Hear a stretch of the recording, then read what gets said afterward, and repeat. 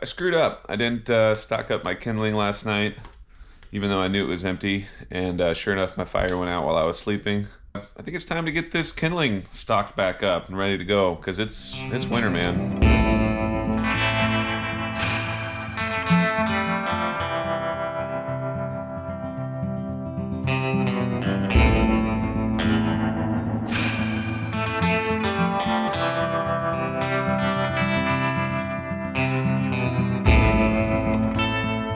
Alright, so you can see my fire stash in the cabin is totally depleted right now. I got a couple of straggler sticks laying around. Let's get to work.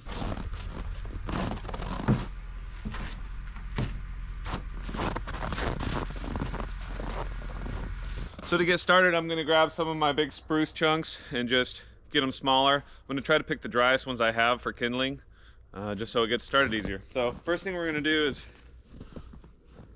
just make this a little smaller with the axe.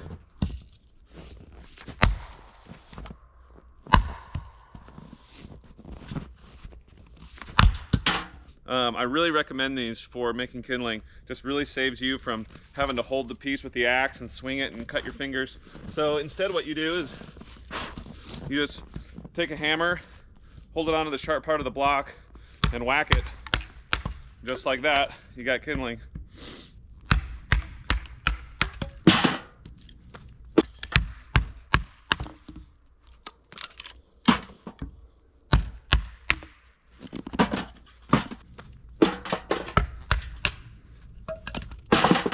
Super awesome tool.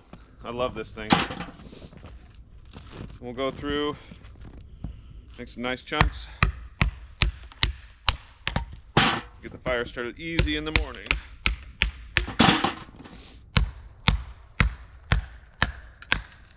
There we go. Nice. A bigger hammer would make easier work of this, but that's all I got for right now. The other thing I'm going to do while we're at it is get the generator started. So it's 10 degrees Fahrenheit, and let's see how many pulls it takes this little Yamaha to get started. It died sometime during the night, so it's definitely going to be super cold.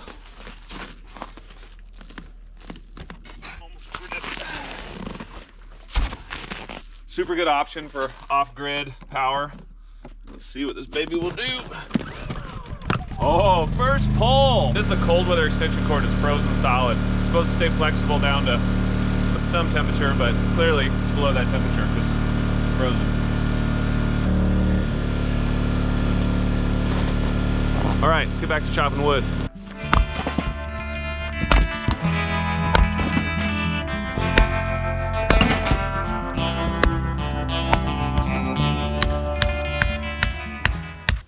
All right, I'm also going to do some birch for kindling as well, just to have some variety.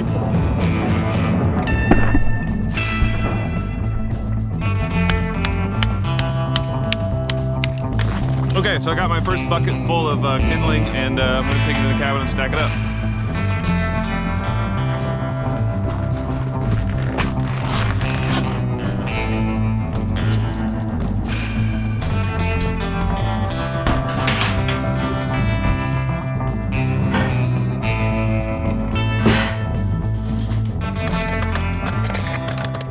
There's kind of a fine art to firewood stacking, but not so much with kindling. So that entire bucket just did that, so it's going to probably take 2 or 3 buckets, and let's go do another one.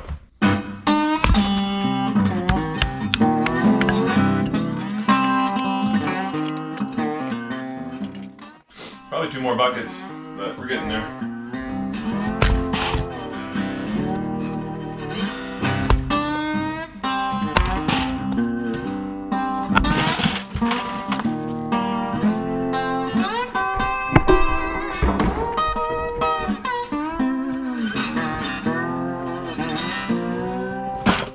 All right, let's take this inside. Oh, it's heavier.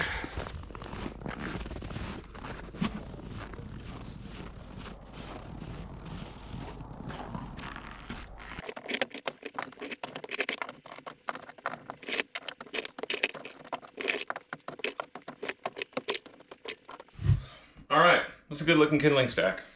Well, as I'm looking at it, I'm kind of thinking I split these a little too big for the the medium log stack, but whatever.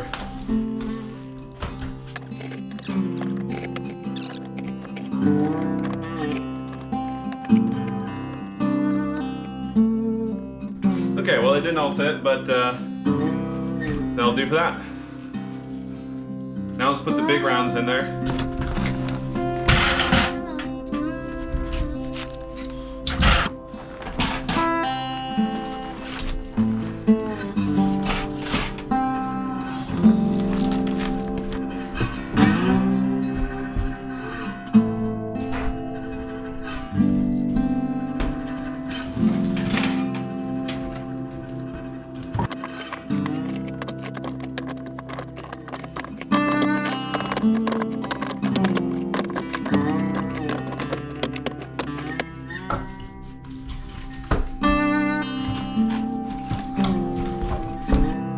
Alright, so the wood stash is fully stocked. There's only one thing left to do, and that is go collect birch bark. And that's going to be super fun. If you don't like doing woodwork, Alaska's probably not the place for you. But something just so satisfying about looking out and seeing all the wood all stacked up right, knowing that you're going to stay warm for the winter, so feels good.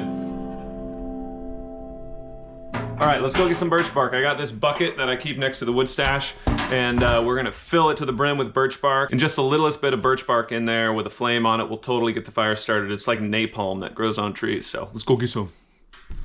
So we're gonna go for a little hike. I know of a birch stand that's not far from my cabin, so we'll hike over there and start collecting the bark.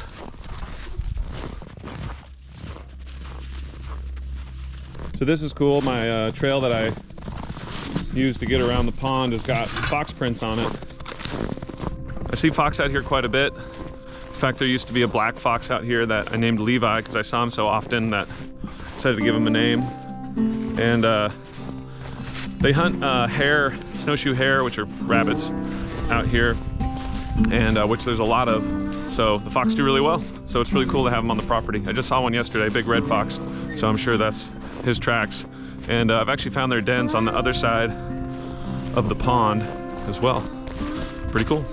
All right, so I haven't made it all the way to my usual birch stand, but I was walking along and saw this gold mine of a birch tree. Ooh, it's just peeling all good. That's what we're looking for. This is exactly what you want, is this kind of peeling bark like this. Like I said, as soon as a flame touches this stuff, it just ignites like napalm, burns super hot, and we'll get a fire started every time, even if it's soaking wet.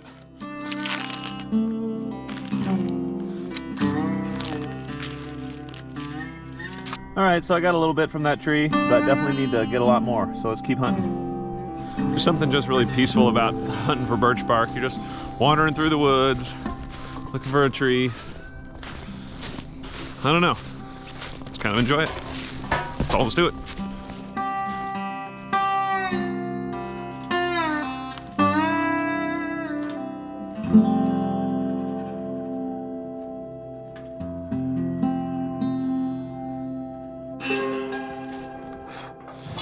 All right, got a pretty good looking chunk here. You can peel off, looks like a nice big one. Oh yeah. Yeah, that's the good stuff. All right, we got a bucket full of birch bark. So let's head back to the cabin.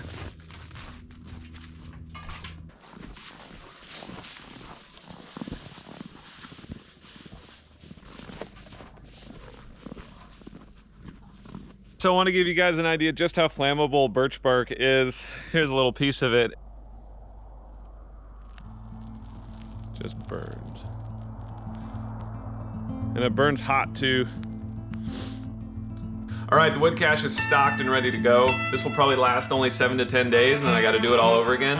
So it's definitely a lot of work, but wood grows on trees and it's cheaper than heating with gas. All right, guys, thanks for watching. I hope you enjoyed the video. Please subscribe to my channel and hit the like button. I'm gonna be doing a lot more content just like this. So we'll see you on the next one.